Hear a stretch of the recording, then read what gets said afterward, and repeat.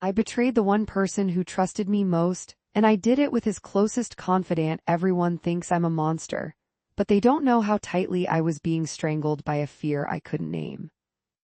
My reputation, my friendship circle, and the fragile version of myself I was trying to hold together are all on the line.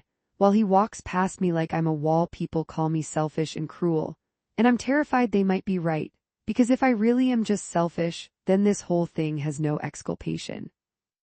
I'm going to tell you the whole mess, and when you get to the worst part you'll see how the pieces line up differently. I know it sounds impossible right now, but the worst truth you're waiting for will reframe every decision I made, and I promise I'll show you the day I crossed a line I thought I'd never cross. When I first met Theo, he was the one person who never asked me to be smaller or louder, who didn't seem to measure my worth against my accolades. I was burned out from years of chasing awards and applause, carrying a quiet dread that I was a fraud being uncovered. We met at a fundraiser where the orchestra hall echoed with polite applause, and while he stood by the bar looking amused by the whole spectacle, I was pretending to be captivated by the philanthropy while counting exits. I told him I'd just finished a piece I didn't believe in, and he said, "It's okay not to love your work sometimes," as if that were permission. He didn't know me well, not yet, but he already understood me better than I was willing to admit. I felt my shoulders drop, I breathed deeper, and I thought, finally, someone who doesn't expect me to be perfect to be lovable. He made me laugh in a way that felt like absolution, and the part of me that was always bracing for criticism decided to unclench just enough to let him in. As we walked to the parking lot, he bumped my shoulder and said, "You're not the role you play, are you?" And I laughed and said, "Not even a little," while secretly terrified that I was becoming exactly that. At that moment I decided to give him a real chance. Even though the work calendar was too full, the schedule was always too tight, and I'd promised myself I would never date someone who would see how messy my internal world really was. I told myself I could keep my guard up just a little longer. The first hint of trouble was a small crack in the fantasy when he asked me to send him my current score. I sent it in an email, and then the next day I texted him the same file, the file I'd been sending to my manager, the same file that had notes I didn't want him to see. And I told myself I was being helpful at 7. My first questionable thought was a half joke: maybe if he sees how uninspired I am, he'll finally leave, and I laughed it off, because I didn't mean it, not really. What followed was a slow, apologetic slide into decisions I could rationalize. I told myself I needed privacy. I told myself we weren't married, and I told myself that boundaries were for people who hadn't already been broken by work and pressure. I met Noah in Theo's circle at a jam session that Theo had organized because he believed in community. And Noah was, by all accounts, everything a friend should be. He laughed at my anxiety with a hand on my back. He remembered my allergies. He kept beer within reach when my hands were shaking. And he asked good questions that made me feel less like a headline and more like a person. I told myself I was reaching out to his friends because it would make Theo's life easier. Because sometimes I felt like an intruder in his world. Because I wanted to belong more than I wanted to be contained. Each time I asked Noah to go on a walk, I told myself I needed a friendly ear, and each time I said yes to extra rehearsals with him, I told myself I was just being a professional. At 10 I doubled down on a flawed logic, reasoning that if I kept telling myself it was platonic, the universe would comply. I told Noah he could text me after midnight because the noise of the day settles then, and I said it like I was sharing a secret about myself, as if anyone who had read my interviews would know that wasn't true. The first small consequence came on a night when Theo said, "I've been thinking about how you don't really need my help with the exhibit. You're so independent." And I felt the sting because it was true. I had already been doing this on my own for years, and I had never let him close enough to really see. I dismissed it as pride and told him I was independent. And he nodded, proud and a little puzzled, and I walked away thinking that if I kept doubling down, he would either stop seeing me or finally understand me. I didn't realize I was already choosing the path that would break us. At 13, Theo's friend asked me if I was okay, because I was answering questions with a cadence that sounded like I was giving interviews, and Noah was standing 3 feet away, hand out like a referee waiting to break up a fight. And I said, "I'm fine, just processing," and my voice slipped into the generous tone I use for strangers. I was telling the truth in a way that felt like lying, because the question I was processing wasn't about my work. I felt a flicker of shame, but I pushed it back, telling myself I was saving him from details he wasn't ready for. And Noah said, "You're always fine," in a way that sounded like admiration but landed like pressure. I wanted to be fine.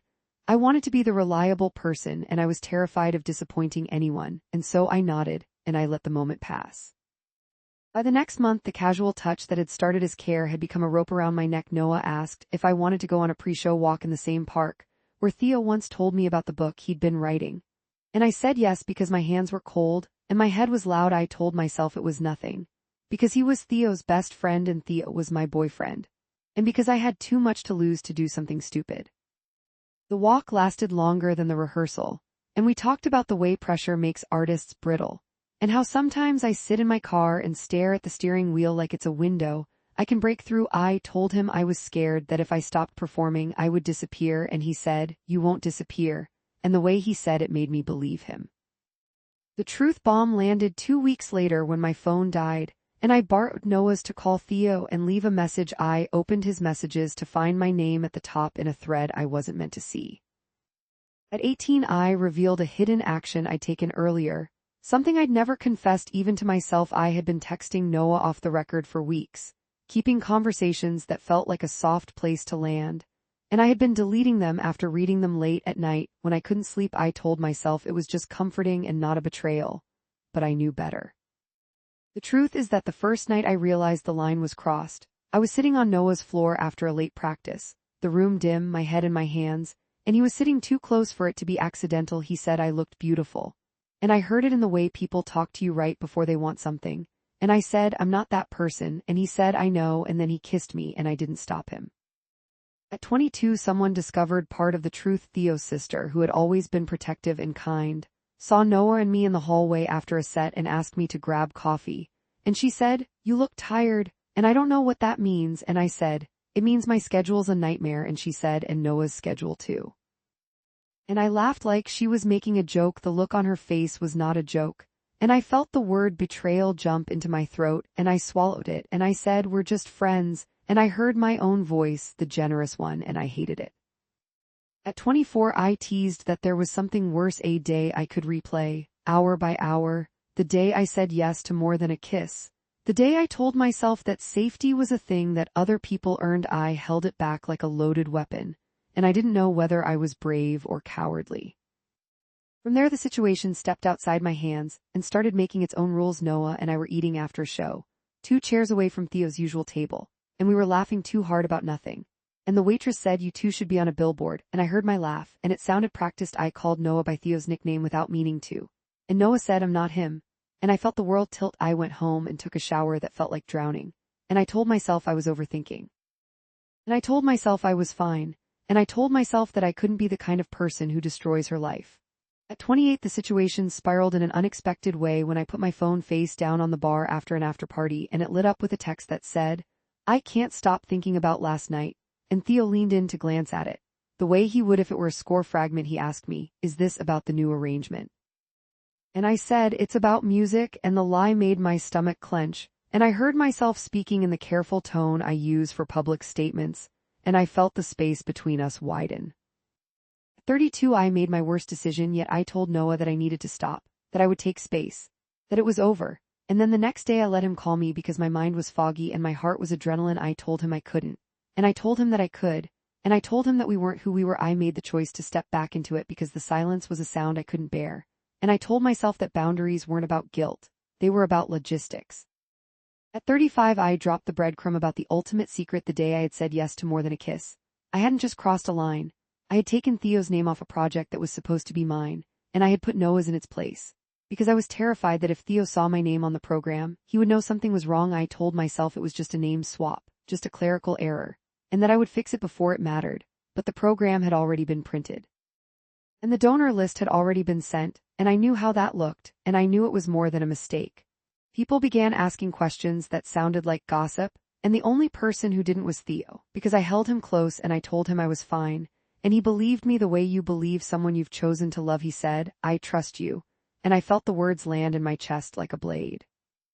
I thought I could hold it all together if I could just keep people at the right distance. I thought if I didn't let the world inside, I wouldn't have to explain why I had gone where I'd gone. I thought if I didn't make eye contact with my own choices, they would go away. At 42, a major confrontation hit in a way I didn't expect. Noah texted me that Theo had seen my name on the program and asked him, and Noah had pretended he didn't know anything. and I realized that my silence had turned into a performance. A piece I was writing without a score. I told Noah I would handle it.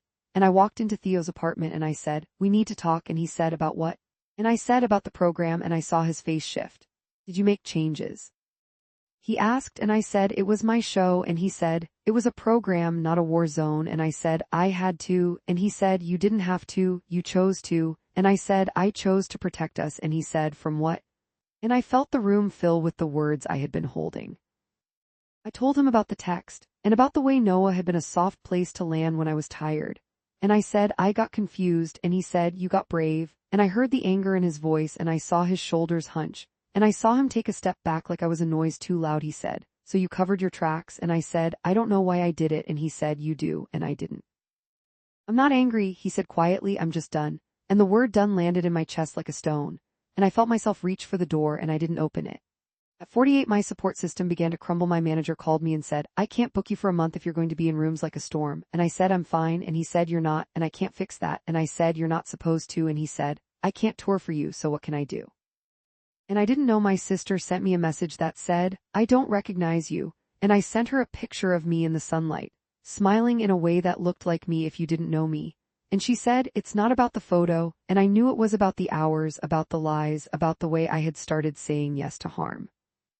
Noah tried to get me to come over and cry, and I said, "I can't," and he said, "You're breaking me," and I said, "You're breaking me," and we both stood there, and I realized I had turned myself into a threat, and it was exhausting. At 53, someone got hurt by my continued deception when Theo's sister showed up at my door and said, "He's not a child. And neither are you. If you love him, if you ever loved him, tell him the truth." And I said, "I can't," and she said, "You can and you should," and I felt a wave of anger that was really shame, and I said, "You don't know what it's like," and she said, "I don't need to know, I need you to be honest," and I said, "I will," and I didn't. At 58, I was asked a direct question I had to answer or deflect. Theo stood in my kitchen, and he said, "Did you kiss him?" And I said, "I have to say no," and he said, "You don't have to say anything," and I said, "I have to tell the truth," and he said, "Then say it," and I said, "I kissed him," and I said, "I'm sorry," and he said, "You're not," and I said, "I am," and he walked out. At 61, I set up for the biggest revelation with a memory a night when I told Noah it was a mistake. And he said, "It's not a mistake if you want it," and I said, "I don't want it," and he said, "You do," and I felt my own breath make a choice. And I said, "I don't want it," and he said, "But you do," and I did, and I hated that I did, and I hated that I felt it anyway. The memory sat in me like a confession that wasn't yours to make.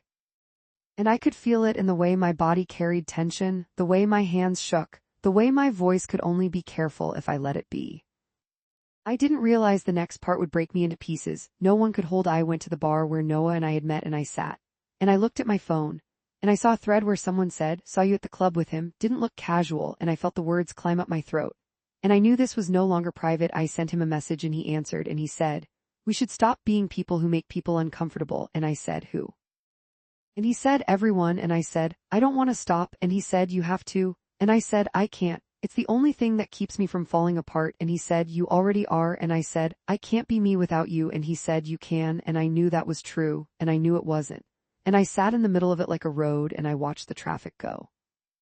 That night I performed, and I could feel everyone watching, and I stood in the light and I said, "This is music," and it wasn't, it was my survival, and I watched Theo's seat in the audience and I thought I could see his face and I could see Noah, and I could see my sister. And I realized I had become a performance so precise it looked like a life. I walked off stage, and I cried in the bathroom for 5 minutes, and then I put on my jacket. And I walked past the hallway where Theo's sister had told me to be honest, and I didn't. At 67, the full confession began when I sat with Noah, and I told him everything. Not in one breath, but like a series of admissions, each of which turned a key. I told him I had wanted it. And I told him I hadn't wanted to want it. And I told him I had been terrified of liking someone I could lose. And I told him I had believed that if I was good at keeping the world outside, I would be safe. I said, I did it because I was tired, and I did it because I was scared.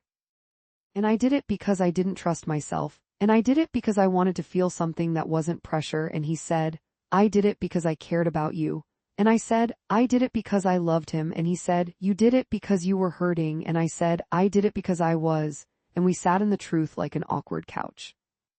At 72, the most damning detail was revealed when I said the phrase I had been keeping like a weapon. I didn't just kiss Noah, I slept with him. And in the dark, I asked him not to use the name Theo used for me because it sounded like a question I couldn't answer. I told him I didn't want the world to think I was a liar. And he said, you don't have to be the only one who carries the weight. And I said, I do, because I made the choices, and he said, I made them too, and I said, you didn't make the program change, and he said, I knew you would, and I said, you knew, and he said, I didn't, but I should have, because it was a bridge and you burned it, and I felt the room go quiet. At 77, the first major consequence of the revelation hit when Noah said he couldn't be in the same room as me anymore because his name was going on the program too. And the board would see it, and he would have to explain. And he didn't want to explain. He said, I need space. And I said, I need you. And he said, you don't. You just say that. And I said, I do. And he said, fine. And he left. And I sat there and I realized that my choices hadn't just hurt Theo. They had hurt Noah too. And that hurt felt like something I couldn't possibly measure. He texted me after midnight and he said, you changed my life, and not in a good way. And I said, I'm sorry. And he said, so am I. At 80, the final shoe dropped when I realized that my most carefully planned lie hadn't been the text or the program swap. The final shoe was a moment a week after I had first kissed Noah, when Theo had sent me a song he'd been working on, a piece that sounded like a quiet room, like a home. And I had listened to it 3 times, and then I had put it in the back of my playlist. And I had told myself I would tell him later. And later had become when he saw the program. I realized that the most secret part wasn't the betrayal itself. It was the way I had tried to lock my memory of him into a playlist so I wouldn't cry. And then I had opened the playlist, and I had listened to it while Noah was asleep in the other room. And I had hated myself more than anyone else could hate me. And I had not been able to stop. The aftermath crashed across my life like weather. I hadn't prepared for my inbox filled with messages, the kind that start with I hope you're okay and end with I need space. And my calendar emptied itself, and my manager said, I'm moving you to a month of recording only. And I said, no more shows, and he said, not yet. And I felt relief for the first time in months, and then I felt guilt for feeling relief. Theo's name disappeared from the show, and mine disappeared from the program, and the board sent a note that said, our boards are working on contingency, and I didn't have a thing to say. Because I had made contingency with someone I shouldn't have. My social media lit up with comments that said you're a mess, and we love you anyway, and I don't want this. And I sat at my desk, and I read them like they were critiques. And I couldn't decide whether to answer or to stand quietly in the room where the words had been put. At 85, an unexpected consequence hit. The donor I had been courting for 6 months sent me a message that said, I'm proud of you for taking space. And I realized that the space wasn't a choice for me. I had been forced into it by my own behavior. And I had to accept that other people could watch the mess and still make decisions about me. And I couldn't control their choices, and I felt small. At 89, a moment of genuine self-awareness broke through when I realized that I had built a life where I could hurt people and not feel the impact until it landed on me. I had believed that I could be the one person who held all the threads, and I had wound them around my neck. And when Theo had asked me, did you kiss him? I had realized the answer had been in the way I'd been breathing for weeks, in the way my hands shook, in the way I had felt like I was a ghost in my own body. I saw my own image in a screen, and I didn't look familiar, and I wrote myself a note that said, you are not your work, you are not your choices, you are the person who lives inside the choices, and you have to face them. And I cried while I wrote it, and I knew it was true, and I knew I still wanted to run. At 92, the current state is what it is. I tell people I'm okay when I'm not, and I tell them I'm taking a break when I'm not, and I tell them I'm fine because they need that, and I tell myself I'm fine because I can't be. And I am learning very slowly that sometimes okay is a word for a path you don't know how to walk yet. Theo doesn't look at me when we pass. And that's the way it is. And I don't get to choose how someone's eyes land, and that hurts. And I hold that pain because it's mine. I make lists of what I can say and what I can't, and I follow them most days. And on the days I don't, I sit in the hallway and I say tomorrow, and I go to bed and I say I will do better. I still listen to the piece Theo sent me, and I still cry, and I still don't text him, and I still tell Noah I can't talk to him for a while, and I still feel the world like a book with a dog ear, and I'm a chapter that needs to be read. I'm telling you this now because last night I found his program draft in my file cabinet, and it still has my name and his, and I have to decide whether to send a note to the board that says this is the story of a mistake, and whether to tell Noah that I'm sending it, and whether to call Theo and say, I'm finally doing the thing I should have done months ago. And I'm telling you this now because I'm tired of living a story that looks better on paper than it does in my bones. I know that this sounds impossible now. But the worst truth you were waiting for is that I did it because I believed that if I could be enough for him, I could be enough for anyone. And when Noah held me in the dark and I didn't stop him, I thought it meant I was soft. And I found out it meant I was tired, and the tiredness made me cruel. And the cruelty made me a liar. And the lie made me lose him. I know it looks like I destroyed everything because I wanted to be important, and I did, and I didn't. And the truth is more complicated. And I'm not asking for forgiveness because I don't believe in the version of it that lets you walk away. I'm asking for something else, something messier, and I don't know what it is, and I think maybe it's just the space to sit in the room where my choices live. and to look at myself and to say, I did it, and to say, I'm learning, and to know that learning doesn't erase damage, and to live with the weight of the damage. And to keep the promise I made to myself at the very beginning, I did it. And it happened. And I'm not the person I was before, and I'm not the person I want to be yet. And I hope you understand what I mean when I say that, because if you do, maybe you'll forgive